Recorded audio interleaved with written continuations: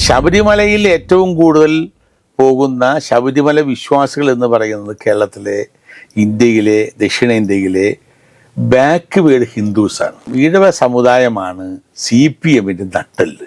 കഴിഞ്ഞ പാർലമെന്റ് ഇലക്ഷനോടുകൂടി കാസർഗോഡ് തുടങ്ങി തിരുവനന്തപുരം വരെയുള്ള എല്ലാ ജില്ലകളിലും CPM-ന്റെ നട്ടെല്ലൊടിച്ചുകൊണ്ട് ഈഴവ സമുദായം അവർക്കെതിരെ വോട്ട് ചെയ്തു. ദേവസ്വം ബോർഡ് ക്ഷേത്രങ്ങളിൽ എല്ലാ സ്ഥലത്തും അഹിന്ദുക്കൾക്ക് പ്രവേശനമില്ല എന്ന ബോർഡ് വെക്കുന്നത് ഈ രാജ്യത്ത് നീതിരഹിതമാണ്. ആഗോള അയ്യപ്പ സംഗമം നടത്തിയെങ്കിലും യുവതീ പ്രവേശനം വേണമെന്ന കാര്യത്തിൽ ഞങ്ങൾ ഉറച്ചു നിൽക്കുന്നു എന്ന് പറയാൻ CPM പാർട്ടി സെക്രട്ടറി ഗോവിന്ദൻ മാഷ് കഴിയില്ല. കോൺഗ്രസ് വിശ്വാസ സമൂഹത്തിന് അനുകൂലമാണ്. ഇനി ഒരു ഇടതുപക്ഷ സർക്കാർ എന്നല്ല, ഇനി ഒരു കമ്മ്യൂണിസ്റ്റ് സർക്കാർ കേരളത്തിൽ അധികാരത്തിൽ വരാൻ പോകുന്നില്ല ഒരു കാലത്തും.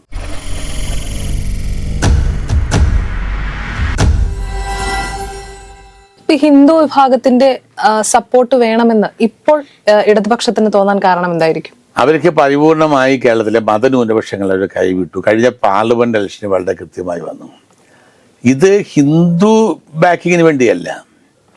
ഇത് ശബരിമലയിൽ ഏറ്റവും കൂടുതൽ പോകുന്ന ശബരിമല വിശ്വാസികൾ എന്ന് പറയുന്നത് കേരളത്തിലെ, ഇന്ത്യയിലെ, ദക്ഷിണേന്ത്യയിലെ ബാക്ക്വേർഡ് ഹിന്ദുസാണ്. ആ ബാക്ക്വേർഡ് ഹിന്ദു എന്ന് പറയുന്നത് കേരളത്തിലെ ഏറ്റവും വലിയ ബാക്ക്വേർഡ് ഹിന്ദു എന്ന് ഞാൻ പച്ചയായി പറയാനാകുന്നത് ഈഴവ സമൂഹമാണ്. ഈഴവ സമുദായമാണ് CPM-ന്റെ നട്ടെല്ല്. കഴിഞ്ഞ പാർലമെന്റ് ഇലക്ഷനോടുകൂടി കാസർഗോഡ് തുടങ്ങി തിരുവനന്തപുരം വരെയുള്ള എല്ലാ ജില്ലകളിലും, എല്ലാ നിയോജകമണ്ഡലങ്ങളിലും, എല്ലാ പഞ്ചായത്തുകളിലും CPM-ന്റെ നട്ടെല്ലൊടിച്ചുകൊണ്ട് ഈഴവ സമുദായം അവർക്കെതിരെ വോട്ട് ചെയ്തു. അതെല്ലാവർക്കും അറിയാവുന്ന കാര്യമാണ്. അപ്പോൾ അവരുടെ കൂടെ മുസ്ലിം ഇല്ല, അവരുടെ കൂടെ ക്രിസ്ത്യാനിയില്ല, അവരുടെ കൂടെ ഹരിജനങ്ങളില്ല, അവരുടെ കൂടെ സവർണ ഹിന്ദുക്കളില്ല. ഉണ്ടായിരുന്ന ബാക്ക്വേർഡ് ഹിന്ദു എന്ന് പറയുന്ന ഈഴവരെ ഞങ്ങൾ വിട്ടുപോകുന്നു. അത് മനസ്സിലാക്കി അവർക്ക് നല്ലൊരു ഉപദേശം കിട്ടി, അത് തിരിച്ചുപിടിക്കാൻ എന്താ പറയുക, അതാണ് അവർ ഏറ്റവും കൂടുതൽ അയ്യപ്പ ആഗോള സംഗമം സംഘടിപ്പിച്ച് അവർക്ക്. പക്ഷെ അവിടെ അവർ വിളിച്ചു കൂട്ടിയ സ്ഥലത്ത് ഞാൻ ചോദിക്കുന്നത് 4000 ചില്ലറ ആൾ വരുമെന്ന് പറഞ്ഞു. ആകെ 650 പേര് വന്നു. 400 പേര് വന്ന് ആ 400 പേര് അല്ല 600 പേര് വന്ന് 400 പേരും അവിടുത്തെ ജീവനക്കാർ, കരാർ ജീവനക്കാർ, അതുപോലെ കുറെ പോലീസുകാർ. ഇപ്പോൾ മറ്റേ ഏതൊരു ചാനലിൽ പറയുന്നത് കേട്ടു, അവിടെ ഉണ്ടാക്കിയ ഭക്ഷണം, ഇളയിടം ഉണ്ടാക്കിയ ഭക്ഷണം മറ്റേ സീവേജ് ട്രീറ്റ്മെന്റ് പ്ലാനിലേക്ക് കൊണ്ടുവരേണ്ട ഗതികേടുണ്ടായി എന്ന് പറയുന്നു. അപ്പൊ ഇതെല്ലാം എന്താ സൂചിപ്പിക്കുന്നത്? ഇതെല്ലാം ആളുകൾ ഒഴുകെത്തൂലേ. ഞാൻ അവിടെ 2 തവണ ശബരിമല പമ്പയിൽ വെച്ച് പമ്പാ സംഗമം നടത്തിയിട്ടുണ്ട്. പമ്പാ സംഗമത്തിലൊക്കെ ആൾക്കൂട്ടം എന്ന് പറയുന്നത് വലിയ ആൾക്കൂട്ടമായിരിക്കും. നാനാജാതി മതസ്ഥരായിരിക്കില്ലേ? ഇത് നാനാജാതി മതസ്ഥരടക്കമുള്ള ആൾക്കൂട്ടം വരും. അയ്യപ്പ സമയത്ത് സീസണാണ്, ആ ആളുകൾക്ക് ഉണ്ടാവും. ഇവിടെ ആരും വന്നില്ല എന്ന് മാത്രമല്ല, വന്നവരൊക്കെ പ്രസംഗം തുടങ്ങിയപ്പോൾ എഴുന്നേറ്റ് പോകുന്ന അവസ്ഥയുണ്ടായി. അപ്പോൾ ഈ ഗവൺമെന്റ് സംഘടിപ്പിച്ച ഈ അയ്യപ്പ സംഗമത്തോട് ആർക്കും ഒരു പ്രതിബദ്ധതയും ഉണ്ടായില്ല, ഒരു താല്പര്യവും ഉണ്ടായില്ല. അതാണ് ഇവിടുത്തെ സത്യം. ഇവിടെ ഇവിടെ ഞാനൊരു കാര്യം സൂചിപ്പിക്കാം. ട്രാവൻകൂർ ദേവസ്വം ബോർഡിന്റെ അമ്പലങ്ങളിൽ അഹിന്ദുക്കൾക്ക് പ്രവേശനമില്ല. ആ അഹിന്ദുക്കൾക്ക് പ്രവേശനമില്ല എന്നുള്ള ബോർഡ് എല്ലായിടത്തും വെച്ചിട്ടുണ്ടാകും. അവിടെ അഹിന്ദുക്കൾ പ്രവേശിക്കുന്നില്ല. ശബരിമല എല്ലാവർക്കും കയറാം. അതിന് കാരണം ശബരിമലയിൽ ചുറ്റമ്പലമില്ല. അപ്പൊ ചുറ്റമ്പലത്തിനകത്ത് കയറാൻ പാടില്ലെന്നാണ് ട്രാവൻകൂർ ദേവസ്വം ബോർഡിന്റെ ആക്ട് പറഞ്ഞിട്ടുള്ളത്. അപ്പൊ ട്രാവൻകൂർ ദേവസ്വം ബോർഡിന്റെ അമ്പലങ്ങളിൽ ഏറ്റുമാനൂരാണെങ്കിലും വൈക്കത്താണെങ്കിലും ചുറ്റും ഒരു അമ്പലം, അതിന്റെ അകത്തേക്ക് കയറാം. ബാക്കി സ്ഥലങ്ങളാക്കുമ്പോൾ അപ്പൊ അതിനകത്തേക്ക് കയറാൻ പാടില്ലെന്നേ ഉള്ളൂ. പക്ഷെ അങ്ങനെ ഒരു അമ്പലമില്ല ശബരിമലയിൽ. അതുകൊണ്ടാണ് അവിടെ എല്ലാ ജാതിക്കാർക്കും വരാവുന്നതും എല്ലാ ജാതിക്കാർക്കും എല്ലാ സ്വാതന്ത്ര്യമുള്ളത്. മാത്രമല്ല അയ്യപ്പൻ എന്ന് പറയുന്നത് വേറൊരു കൺസെപ്റ്റാണ്. കേരളത്തിൽ ജനിച്ച ഒരു മനുഷ്യനായി ജനിച്ച് ദിവ്യത്വം തേടിയ ഒരു സന്യാസിയായി മാറി അവിടെ പോയി ലയിച്ചു പോയ ഒരു വ്യക്തിയാണ്. ആ വ്യത്യാസമാണ്. അപ്പം അത് രണ്ടാണ്. മറ്റൊരു ദൈവങ്ങളാണ് ശിവന്, വിഷ്ണു, അല്ലെങ്കിൽ ഗണപതി, സരസ്വതി, ആ ദൈവങ്ങൾ. അതിൽ നിന്നും വ്യത്യസ്തമായി അയ്യപ്പൻ എന്ന് പറയുന്നത് നൈഷ്ഠിക ബ്രഹ്മചാരിയായ ഒരു വ്യക്തി, കേരളത്തിന്റെ മണ്ണിൽ ജനിച്ച ഒരു വ്യക്തി എന്നതിൻ്റെ പേരിലും അദ്ദേഹം ധാരാളം അനീതിക്കെതിരെ പടപൊരുതി എന്ന ഒരു സങ്കല്പമുള്ളത് കൊണ്ടുമാണ് അദ്ദേഹത്തിന് അവിടെ ഒരു പ്രതിഷ്ഠ. അദ്ദേഹം തന്നെ പറയുന്ന സ്ഥലമാണ് ശബരിമല. അദ്ദേഹത്തിന് അവിടെ വേണം എന്ന് പറഞ്ഞ് അദ്ദേഹം പോയി അവിടെ നിർവ്വാണം പ്രാപിക്കാനുണ്ടായത്. അപ്പോൾ അങ്ങനെയുള്ള ആ ഒരു നൈഷ്ഠിക ബ്രഹ്മചാരിയായ അദ്ദേഹത്തിന് ജാതിയും മതവും ഒന്നുമില്ലാത്തത് കൊണ്ടാണ് ആ അമ്പലത്തിന് ചുറ്റമ്പലം നിർമ്മിക്കാതെ അദ്ദേഹത്തിന്റെ ആ ശ്രീകോവിലിന് ചുറ്റും മുഴുവനും വിശാലമായ കാടാണ് അദ്ദേഹത്തിന്റെ അതിരുകൾ. അതാണ് അവിടുത്തെ ഏറ്റവും വലിയ പ്രത്യേകത. ഈ NSS, SNDP പോലുള്ള സാമുദായിക സംഘടനകൾ എന്തുകൊണ്ടായിരിക്കും ഇടതുപക്ഷത്തിനൊപ്പം ഇപ്പൊ നിൽക്കുന്നത്? അല്ല, SNDPയും ശ്രീ വെള്ളാപ്പള്ളി നടേശനും നേരത്തെ തന്നെ വളരെ വ്യക്തമായി ഇടതുപക്ഷത്തിന്റെ ഒപ്പമാണ്, പിണറായി വിജയനാണ് എന്ന് പറഞ്ഞ് നിൽക്കുന്ന ഒരു നില. NSSന്റെ ഇപ്പോഴുണ്ടായ ഒരു ഇതെന്ന് വെച്ചാൽ അവര് ഈ ശബരിമലയുടെ ഇഷ്യൂവിൽ വളരെ കർക്കശമായ ഒരു നിലപാട് സ്വീകരിച്ച ഒരാളാണ് ശ്രീ സുകുമാരൻ നായർ. ഒരു കാരണവശാലും സമ്മതിക്കില്ല, ശബരിമലയിൽ യുവതി പ്രവേശം സമ്മതിക്കില്ല, ആചാരാനുഷ്ഠാനങ്ങളെ കളയാൻ ഞങ്ങൾ സമ്മതിക്കില്ല എന്ന് പറഞ്ഞ ഒരു വ്യക്തിയാണ് സുകുമാരൻ നായർ. ആ സുകുമാരൻ നായർക്ക് ഞങ്ങൾ ആചാരാനുഷ്ഠാനങ്ങൾക്ക് എതിരല്ല, ഞങ്ങൾ വിശ്വാസികളുടെ കൂടെയാണ്, അല്ലെങ്കിൽ NSSൻ്റെതായ എല്ലാ കൺസെപ്റ്റുകൾക്കും അനുകൂലമാണ് എന്ന് അവരെ ധരിപ്പിച്ചുണ്ടാകും, അവരെ തെറ്റിദ്ധരിപ്പിച്ചുണ്ടാകാം. അതുകൊണ്ടാണല്ലോ അദ്ദേഹം ചിലപ്പോൾ ആ സ്ഥാനം എടുത്തിട്ടുണ്ടാകും. അത് കേരളത്തിലെ തെരഞ്ഞെടുപ്പ് രാഷ്ട്രീയത്തെയോ വരാൻ പോകുന്ന തെരഞ്ഞെടുപ്പിനെയോ അല്ലെങ്കിൽ ഇന്ത്യൻ നാഷണൽ കോൺഗ്രസിന്റെ ഭാവിയെയോ ഒന്നും ബാധിക്കാൻ പോകുന്ന പ്രശ്നങ്ങളല്ല. അതെല്ലാം നൈമിഷികമായി ഉണ്ടായ ഇഷ്യൂ ബേസ്ഡായ കാര്യങ്ങളാണെന്ന് മാത്രമേ ഞങ്ങൾക്ക് പറയാൻ കഴിയൂ. എല്ലാവർക്കും പ്രവേശനമുള്ള ശബരിമലയിൽ എന്തുകൊണ്ടാണ് യുവതികൾക്ക് മാത്രം ഇത്ര ഒരു ഏജ് ലിമിറ്റ്, അങ്ങനെ ഒരു ഇതുള്ളത്, അങ്ങനെ ഒരു ലിമിറ്റേഷൻ ഉള്ളത്? ഇവിടുത്തെ ആചാരാനുഷ്ഠാനങ്ങളുടെ ഭാഗമാണ് ശബരിമലയിൽ 41 ദിവസം നോൻപ് നോറ്റ് വരണം. അപ്പോൾ നോമ്പെടുത്ത് വരുന്ന സമയത്ത്, ആ നോമ്പെടുക്കുന്ന സമയത്ത് 6 or 7 ദിവസം നോമ്പ് മുറിഞ്ഞു പോകുന്ന ഒരു സാഹചര്യം ഉണ്ടാകാം. അത് ഉണ്ടാകാൻ പാടില്ലാത്തത് കൊണ്ട് അന്ന് പഴയ ആളുകൾ ഉണ്ടാക്കിയ തീരുമാനമാണ്, നമ്മളാരുമല്ല ഉണ്ടാക്കിയത്. 900 വർഷങ്ങൾക്ക് മുമ്പുള്ളൊരു സങ്കല്പമാണ്. അന്നേ അങ്ങനെയാണ് ഉണ്ടായിട്ടുള്ളത്. അപ്പോൾ അങ്ങനെ വരുന്നു, അവിടെ വന്ന് അത് രണ്ടാമതൊരു കാനക്ഷേത്രമാണ്. അവിടെ യുവതികൾക്ക് കൂടിയുള്ള, ഇപ്പോൾ അല്ലാത്തവർക്ക് തന്നെ അക്കോമഡേഷനും പിന്നെ പ്രശ്നമാണ്. അവിടെ രാവിലെ എഴുന്നേറ്റ് കുളിച്ച് എല്ലാം റെഡിയായി അമ്പലത്തിൽ വരിക ഒക്കെ വലിയ പ്രയാസകരമാണ്. ഗുരുവായൂർ പോകുന്നതോ തിരുപ്പതി പോകുന്നതോ വേറെയോ ക്ഷേത്രത്തിൽ പോകുന്ന പോലെയല്ല. അപ്പം അതുകൊണ്ടായിരിക്കാം ഒരു പക്ഷേ പഴയ കാലത്തെ ആളുകൾ തന്നെ യുവതി പ്രവേശനം വേണ്ട, 10നും 50നും എടുക്കുക. അപ്പോൾ ഞാൻ എൻ്റെ മകള് 2 പ്രാവശ്യം ഞാൻ മകളെ കൊണ്ട് ശബരിമലയിൽ പോയിട്ടുണ്ട്, 10 വയസ്സാകുന്നതിന് മുമ്പ്. ഇനി അവൾക്ക് 50 വയസ്സ് കഴിഞ്ഞാൽ പോകാം. ഞാൻ എൻ്റെ ഭാര്യയുമായി പോയിട്ടുണ്ട്, 2-3 പ്രാവശ്യം പോയിട്ടുണ്ട്. അവൾ റിട്ടയർ ചെയ്തതിന് ശേഷം പോയിട്ടുണ്ട്. അപ്പോൾ സ്ത്രീകൾക്ക് പോകാം. പിന്നെ 20 വയസ്സായ എനിക്ക്, 30 വയസ്സായ എനിക്ക്, 40 വയസ്സായ എനിക്ക് പോയേ മതിയാകൂ എന്ന് പറഞ്ഞ ശാഠ്യത്തിൻ്റെ ആവശ്യമില്ലല്ലോ. ആർക്കും പ്രവേശനം നിഷേധിച്ചിട്ടില്ല, സ്ത്രീകൾക്ക് പ്രവേശനം നിഷേധിച്ചിട്ടില്ല. ശബരിമലയിൽ സ്ത്രീ പ്രവേശനം നൽകുന്നുണ്ട്, പോകുന്നുണ്ട്, വരുന്നുമുണ്ട്. 10 വയസ്സിനും 50 വയസ്സുമുള്ള ഇടയ്ക്കുള്ള യുവതികൾക്കുള്ള ഒരു നിഷേധം മാത്രമേ ഉള്ളൂ. അതുകൊണ്ട് അത് ഒരു ചരിത്രപരമായ ഒരു നിഷ്ഠയുടെ ഭാഗമാണ്, ആചാരത്തിൻ്റെ ഭാഗമാണ്, അനുഷ്ഠാനത്തിൻ്റെ ഭാഗമാണ്. അതുപോലെ പല പള്ളികളുമുണ്ടല്ലോ. കേരളത്തിലെ മുസ്ലിം പള്ളികളിൽ സ്ത്രീകൾക്ക് പോകാനും പാടില്ല എങ്കിൽ പല മുസ്ലിം പള്ളികൾ സ്ത്രീകൾക്ക് വരാൻ പറ്റുന്ന പള്ളികളുണ്ട്, പല സ്ഥലത്തുണ്ട്. അതുപോലെ പല സ്ഥലങ്ങളിലും പല രീതിയിലുള്ള നടപടികളുണ്ട്. അതെല്ലാം ആചാരങ്ങളുടെയും അനുഷ്ഠാനങ്ങളുടെയും കീഴ്വഴക്കങ്ങളുടെയും ഭാഗമാണ്.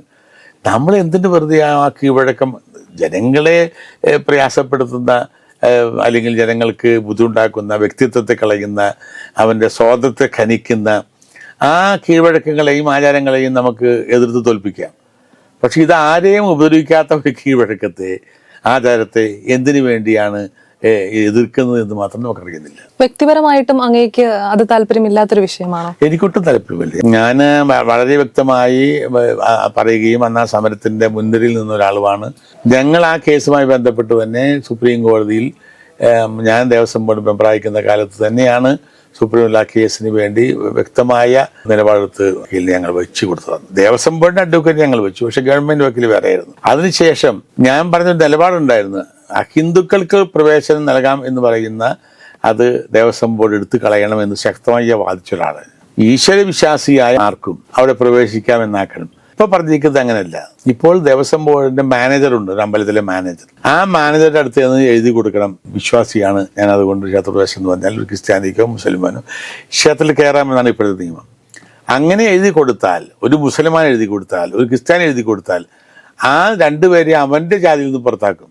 മനസ്സിലായില്ലേ? അതുകൊണ്ട് ഞാൻ വളരെ ശക്തമായി വാദിച്ചു, ഈ പറയുന്ന പ്രമാണിമാർ കേരളം ഭരിക്കുമ്പോൾ, ഈ രാജ്യത്ത് നവോത്ഥാന നായകർ കേരളം ഭരിക്കുമ്പോൾ, ഞാൻ അന്ന് ശക്തമായി വാദിച്ചിട്ട് അന്ന് പലരും CPMന്റെ പല നേതാക്കന്മാർ എതിർത്തവരാണ്. ഇന്നും ഞാൻ പറയുന്നു, കേരളത്തിലെ ക്ഷേത്രങ്ങളിൽ, ദേവസ്വം ബോർഡ് ക്ഷേത്രങ്ങളിൽ എല്ലാ സ്ഥലത്തും അഹിന്ദുക്കൾക്ക് പ്രവേശനമില്ല എന്ന ബോർഡ് വെക്കുന്നത് ഈ രാജ്യത്ത് നീതിരഹിതമാണ്.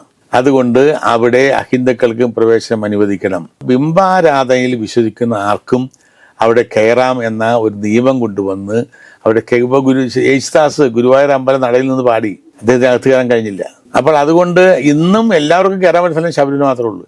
അതുകൊണ്ട് ഈ ദേവസ്വം ബോർഡും ഈ ഗവൺമെന്റും ചെയ്യേണ്ടത് അഹിന്ദുക്കൾക്ക് ദേവസ്വം ബോർഡ് അമ്പലങ്ങളിൽ കയറുവാനുള്ള ഒരു തീരുമാനം പ്രഖ്യാപിക്കട്ടെ, എന്നിട്ട് ഞാൻ വിപ്ലവകാരിയാണെന്ന് പറയാനാണ് അവർക്ക് ചെയ്യാം ഞാൻ പറഞ്ഞപ്പോൾ അവരോട് പറയാൻ ആഗ്രഹിക്കുന്നത്. ഇപ്പൊ 2025 യുവതീ പ്രവേശനം അല്ലെങ്കിൽ ഇത്തരത്തില് ഒരു ഏജ് ലിമിറ്റ് വെക്കണ്ട എന്ന് പറയുന്ന കുറെ അധികം ആളുകളുണ്ട്.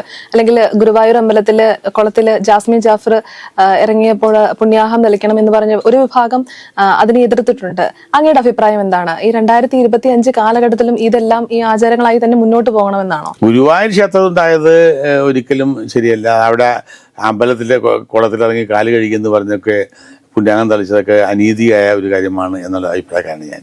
പക്ഷെ ശബരിമല എന്ന് പറയുന്ന ഒരു സങ്കല്പം, അവിടെ യുവതീ പ്രവേശനം അനുവദിക്കരുത്, യുവതീ പ്രവേശനം നടത്താൻ പാടില്ല എന്ന സ്ഥലത്ത് യുവതീ പ്രവേശനം വേണ്ട എന്ന കാര്യത്തിൽ ഇപ്പോൾ കേരളത്തിലെ എല്ലാ ജനങ്ങളും എല്ലാ രാഷ്ട്രീയ പാർട്ടികളും ഒരുമിച്ച് നിൽക്കുകയാണല്ലോ. കോൺഗ്രസും BJP പറഞ്ഞ അതേ പാതയിലേക്ക് ഇപ്പൊ CPM വന്നല്ലോ ആ നിലപാടിലേക്ക്. അവരും ഇപ്പൊ അവിടെ യുവതീ പ്രവേശനം വേണ്ടെന്നാണ് പറയുന്നത്. യുവതീ പ്രവേശനം വേണമെന്നാണ് ഈ പറഞ്ഞ നവോത്ഥാന നായകരായി നടക്കുന്ന CPM ആഗ്രഹമെങ്കിൽ അവരിപ്പോൾ പറയട്ടെ. ഞങ്ങൾ ശബരിമലയിൽ ആഗോള അയ്യപ്പ സംഗമം നടത്തിയെങ്കിലും യുവതീ പ്രവേശനം വേണമെന്ന കാര്യത്തിൽ ഞങ്ങൾ ഉറച്ചു നിൽക്കുന്നു എന്ന് പറയാൻ CPM പാർട്ടി സെക്രട്ടറി ഗോവിന്ദൻ മാഷ് കഴിയില്ല. അപ്പോൾ അവരും യുവതീ പ്രവേശനം അനുകൂലിച്ചു, CPM അനുകൂലിച്ചിരിക്കുന്നു. കേരള കോൺഗ്രസുകളും മുസ്ലിം ലീഗുകളും അവരും ആചാരം അനുകൂലിക്കുന്നു, BJP അനുകൂലിച്ചിരിക്കുന്നു, കോൺഗ്രസും അനുകൂലിച്ചിരിക്കുന്നു. അത് CPI മാത്രമാണെന്നോ എന്നത്ര അഭിപ്രായ വ്യത്യാസമായിട്ടുള്ളൂ. ബാക്കി എല്ലാ രാഷ്ട്രീയ പാർട്ടികളും ശബരിമലയിൽ യുവതീ പ്രവേശനം അനുവദിക്കാൻ പാടില്ല എന്ന കാര്യത്തിൽ ഒന്നിച്ചു നിൽക്കുന്നു എന്നതാണ് ഇപ്പോൾ ഈ അയ്യപ്പ സംഗമം കൊണ്ട് ഞങ്ങൾക്ക് മനസ്സിലായ ഒരു കാര്യം. അതല്ല എങ്കിലും മാസ്റ്റർ തുറന്നു പറയണം. ഈ സ്ത്രീ പ്രവേശന വിഷയത്തിൽ ഒരു ക്രിസ്റ്റൽ ക്ലിയർ ആയിട്ടുള്ള ഒരു നിലപാടെടുത്തത് ആരാണെന്നാണ് അങ്ങേക്ക് തോന്നിയിട്ടുള്ളത്? സ്ത്രീ പ്രവേശനത്തിന് വേണ്ടിയുള്ള കോടതി വിധി ഉണ്ടായ ഒരു 3 ദിവസം കഴിഞ്ഞപ്പോൾ പ്രതിപക്ഷ നേതാവ് ശ്രീ രമേശ് ചെന്നിത്തലയും അന്നത്തെ KPSC പ്രസിഡന്റ് മുല്ലപ്പള്ളി രാമചന്ദ്രനും കൂടി കന്റോൺമെന്റ് ഹൗസിൽ സംയുക്തമായ ഒരു പത്രസമ്മേളനം നടത്തി.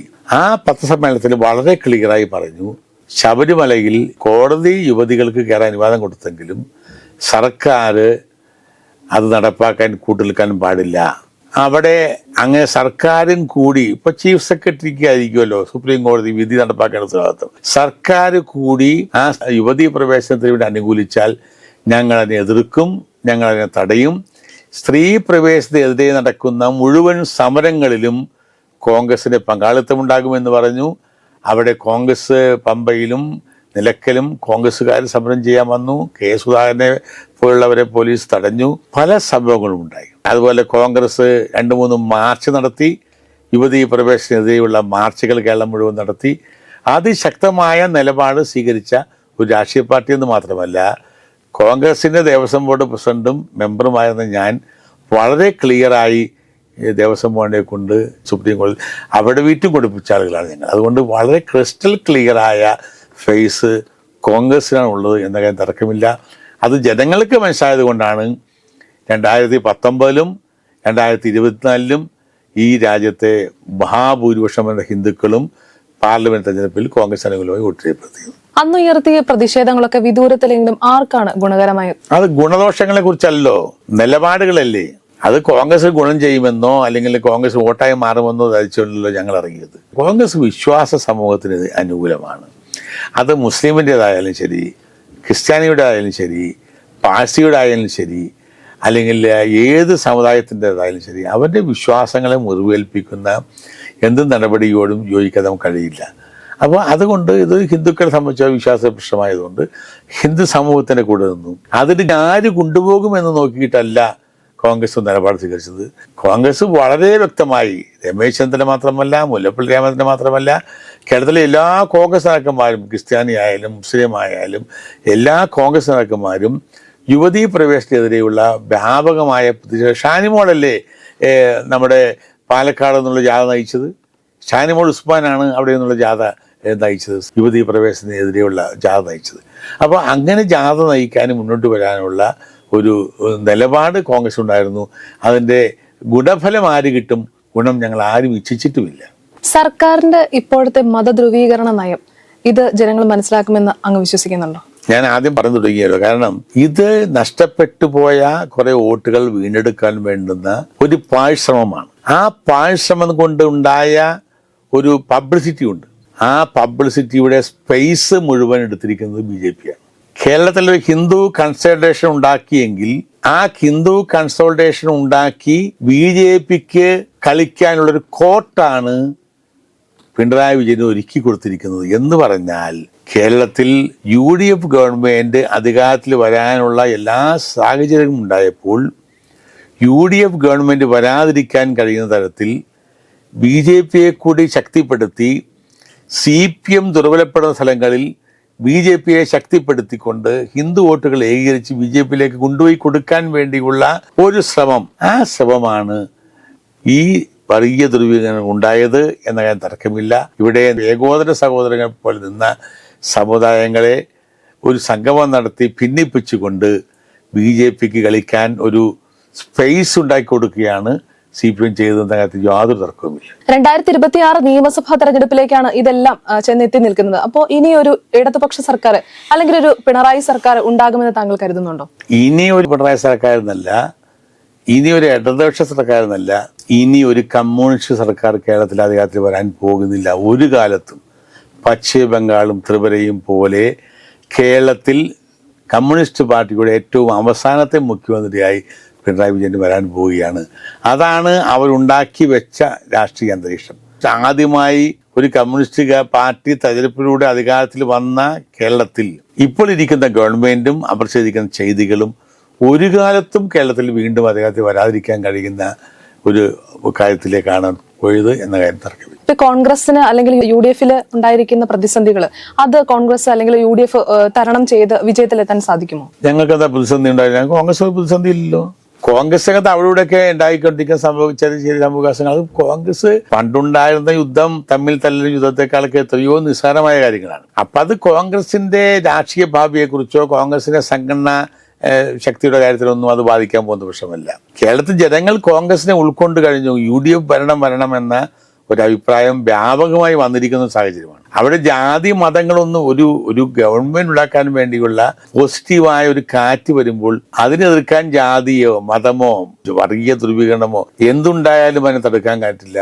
കാരണം എല്ലാം അതിജീവിക്കുന്ന ഒരു കൊടുങ്കാറ്റ് പോലെ തന്നെ UDF അനുകൂലമായ ഒരു തരംഗമാണ് ഇന്ന് കേരള രാഷ്ട്രീയത്തിലുള്ളത്. അതിൻ്റെ മുന്നിൽ പകച്ചു നിൽക്കുകയാണ് ഇടതുപക്ഷ മുന്നണി പിണറായി വിജയനും. അതുകൊണ്ടാണ് എന്ത് ചെയ്യണമെന്നറിയാതെയാണ് ഇപ്പോൾ അവർ അയ്യപ്പ സംഘവും അതുപോലെ നാളെ ഹാജിമാരുടെ സംഗമം നടത്തും, മറ്റന്നാൾ മറ്റേ ക്രിസ്ത്യൻ വിഭാഗ സംഗമം നടത്തും, പിന്നോക്ക സമുദായം നടത്തും. അങ്ങനെ എന്തെല്ലാം നടത്തണമെന്നതിനെ കുറിച്ചുള്ള ഒരു വേവലാതിയും ആദിയുമാണ് ഇപ്പോൾ ഇടതുപക്ഷ മുന്നണിക്കുള്ളത്. ഇത്രയും സമയം ഞങ്ങളോടൊപ്പം ചിലവഴിച്ച അങ്ങേക്ക് വളരെയധികം നന്ദി. Thank you.